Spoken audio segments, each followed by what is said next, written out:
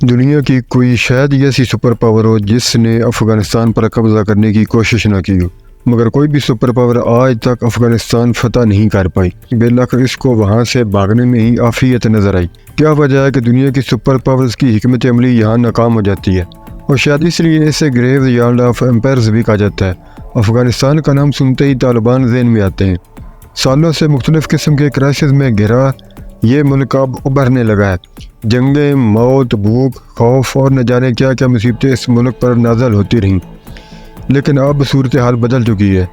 سب سے غریب نظر آنے والے ملک کی کرنسی اس کے کئی ہمسایہ ممالک سے بیٹر پرفارم کر رہی ہے۔ افغانی کرنسی پاکستانی کرنسی سے ہی نہیں بلکہ انڈین کرنسی سے بھی زیادہ مضبوط ہو رہی ہے۔ آج $1 خریدنے کے لیے 271 پاکستانی روپے دینے پڑتے ہیں، مگر افغانی صرف 71، یعنی ایک افغانی خریدنے کے لیے قریب 4 پاکستانی روپے دینے پڑ رہے ہیں۔ ایک افغانی روپیہ 4 پاکستانی روپے اور 1.16 انڈین روپے کے برابر ہو گیا۔ افغانی کرنسی اتنی کیسے مضبوط ہوگی؟ طالبان کا اس میں کیا کردار ہے، اور طالبان کی ہڈن ویلتھ کون سی ہے جس سے افغانستان مضبوط ہو رہا ہے؟ آئیے جانتے ہیں۔ افغانوں کا دیش پچھلے کم از کم 40 سال سے جنگ کا میدان بنا رہا، کبھی رشین، کبھی امریکن اور اب طالبان۔ امریکہ نے قریب $2 ٹریلین افغان جنگ میں جھونکے، اور 20 سال امریکہ کی آرمی افغانستان میں لڑتی رہی، مگر اتنا سب کچھ کرنے کے باوجود سب کچھ بے سود رہا۔ یعنی امریکہ نے جتنی کوششیں طالبان کو دبانے کی طالبان کی اتنی ہی پکڑ مضبوط ہوتی گئی۔ امریکہ کے افغانستان سے نکلتے ہی قریب 6 مہینے کے اندر ہی طالبان تقریباً پورے ملک کا کنٹرول حاصل کرنے میں کامیاب ہو جاتے ہیں۔ یعنی امریکہ بالکل ناکام ہو جاتا ہے، اس کے یہاں بتائے گئے 20 سال کو طالبان عقارت کر دیتے ہیں۔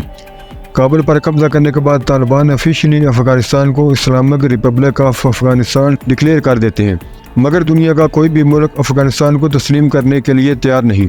مطلب افغانستان کسی ملک سے ٹریڈ کر سکتا ہے اور نہ ہی اسے ایڈ مل سکتی ہے، جس کی وجہ سے یہاں حالات مزید خراب ہو سکتے ہیں۔ دنیا کے جن 3 ملکوں نے فی الحال افغانستان کو تسلیم کیا ہے، ان میں چائنا پہلے نمبر پر۔ چائنا نے کیوں تسلیم کیا ہے، اس پر ویڈیو کے اگلے حصے میں ڈسکس کرتے ہیں۔ طالبان کے کنٹرول سے پہلے ان کی جی ڈی پی کا 40% فارن ایڈ سے آتا تھا، جو طالبان کی حکومت آتے ہی کٹ آف ہو گیا۔ ایشین ڈیولپمنٹ بینک کے مطابق افغان کے 49% لوگ خطہ غربت سے بھی نیچے زندگی بسر کر رہے ہیں، یعنی آدھی آبادی، جو کہ 2 کروڑ لوگ بنتے ہیں۔ افغانستان کی کل آبادی 4 کروڑ ہے اور جی ڈی پی $14 بلین کے گرد گھومتی ہے۔ افغانستان میں زیادہ تر لوگ انفارمل سیکٹر کے اندر کام کرتے ہیں، ایسا شعبہ جو کسی لکھائی پڑھائی میں نہ آتا ہو، جس پر گورنمنٹ کا کوئی ٹیکس نہ لگتا ہو۔ صنعتیں کم ہونے کی وجہ سے زیادہ تر لوگ موسٹلی خواتین گھروں میں ہی کام کرتی ہیں۔ یعنی افغانستان میں ایک انڈر گراؤنڈ اکانومی بھی چل رہی ہے جو اپنے قریبی ملکوں سے ٹریڈ بھی کر رہی ہے۔ طالبان کس طریقے سے پیسے کماتے ہیں؟ 2011 کے بعد اس گروپ کی سالانہ آمدنی تقریباً $400 ملین تک اسٹیمیٹ کی گئی ہے، جو کہ آہستہ آہستہ نمایاں اضافے کی طرف دیکھی گئی ہے۔ طالبان نے اپنی آمدنی کے بہت سے سورس بنا رکھے ہیں، یہاں ہم سم آف میجر سورس کا ذکر کرتے ہیں۔ Number 1، foreign donation. کئی افغان اور امریکی حکام پاکستان، ایران اور روس پر طالبان کو مالی امداد دینے کا الزام لگاتے رہے ہیں، مگر یہ دیش انکار کرتے رہے ہیں۔ پاکستان، سعودی عرب اور دوسری خلیجی ریاستوں سے بعض گروپس انفرادی طور پر بھی ان کے مددگار سمجھے جاتے رہے ہیں۔ فارن فنڈنگ کے یہ ذرائع طالبان کی آمدنی میں $500 ملین تک کا اضافہ کرتے ہیں۔ Number 2، drug trade. افغانستان افیون پیدا کرنے والا سب سے بڑا ملک ہے۔ طالبان افیون کو ہیروئن میں کنورٹ کر کے غیر قانونی طور پر دنیا بھر میں سپلائی کر کے اندازاً $3 بلین کماتے ہیں۔ افغان حکومت افیون کے کاشتکاروں اور فیکٹریوں سے لے کر اسے اسمگل کرنے والے تاجروں سے بھی اس پر ٹیکس وصول کرتے ہیں۔ امریکی جنرل جان نکلسن کے مطابق منشیات کی تجارت طالبان کی سالانہ آمدنی کا 60% بنتی ہے، لیکن طالبان اکثر منشیات کے کاروبار میں ملوث ہونے کا انکار کرتے رہے ہیں۔ نمبر 3، ٹریڈنگ روٹس کو کنٹرول کرنا۔ افغان حکومت کا تختہ الٹنے کے بعد طالبان اب ملک کے تمام بڑی تجارتی گزرگاہوں کے ساتھ ساتھ سرحدی گزرگاہوں کو بھی کنٹرول کر کے اپنی آمدنی کے ذرائع بڑھاتے ہیں۔ الائز نے اعتراف کیا ہے کہ امریکی افواج کی افغانستان کی موجودگی کے دوران آرمی کو سپلائی کرنے والے ٹرکس پر بھی طالبان ٹیکس لگاتے رہے ہیں، اور بجلی سپلائی کرنے والی کمپنیوں سے بھی طالبان ٹیکس کی مد میں پیسے وصول کرتے رہے ہیں۔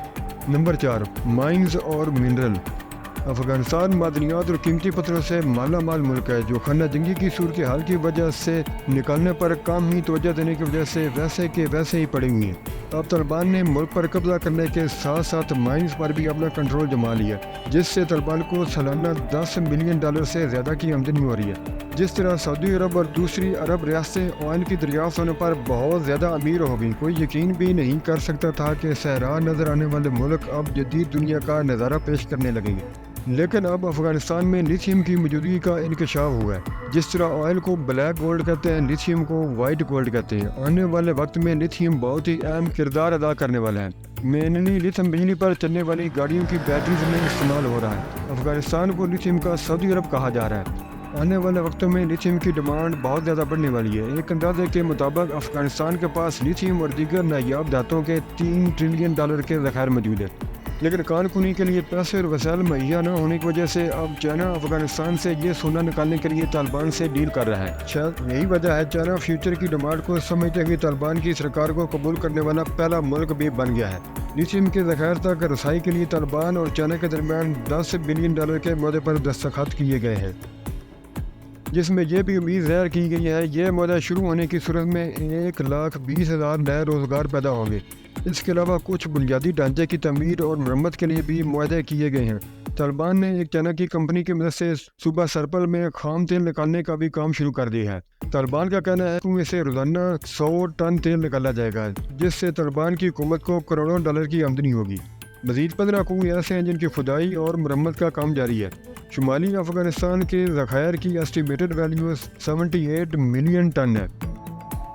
جب طالبان کی حکومت قائم ہوئی تو امریکہ نے ان کے سارے فارن ریزرو سیل کر دیے۔ طالبان کو اپنی مرضی کی بات منوانے کے لیے ان کے تمام فارن ایسٹس فریز کر دیے تاکہ طالبان مجبور ہو جائیں، مگر ایسا نہیں ہوا۔ ہیومینیٹیرین گراؤنڈ پر افغانستان کو فارن ایڈ ملنے لگی۔ ہپوکریسی یہ ہے کہ امریکہ بھی اس لسٹ میں شامل ہے۔ یہ سارا پیسہ ڈالرز کی شکل میں افغانستان پہنچتا ہے، مگر وہاں کے لوگ ڈالر میں کچھ خرید نہیں سکتے کیونکہ طالبان نے ڈالر کے استعمال پر پابندی لگا رکھی ہے۔ بالآخر سارے ڈالرز دے کر افغانی کرنسی ہی استعمال کرنی پڑتی ہے، جس سے ڈالر کی ڈیمانڈ گھٹ گئی اور افغانی کی ڈیمانڈ بڑھنے کی صورت میں اس میں اضافہ دیکھا گیا۔ مگر یہ ترقی کرنے کا کوئی واضح اصول نہیں ہے۔ اس میں طالبان کو تو فائدہ ضرور ہوا، مگر عام آدمی اتنا ہی مجبور اور بے بس ہوا ہے۔ مضبوط افغانی کرنسی کا مطلب یہ نہیں کہ عام افغانی ایک پاکستانی سے زیادہ خوشحال ہوا۔ اگر ایسا ہی ہوتا تو ضرور پاکستان کو افغانی لوگوں کو واپس بھیجنے کے لیے سخت پالیسی نہ اپنانی پڑتی۔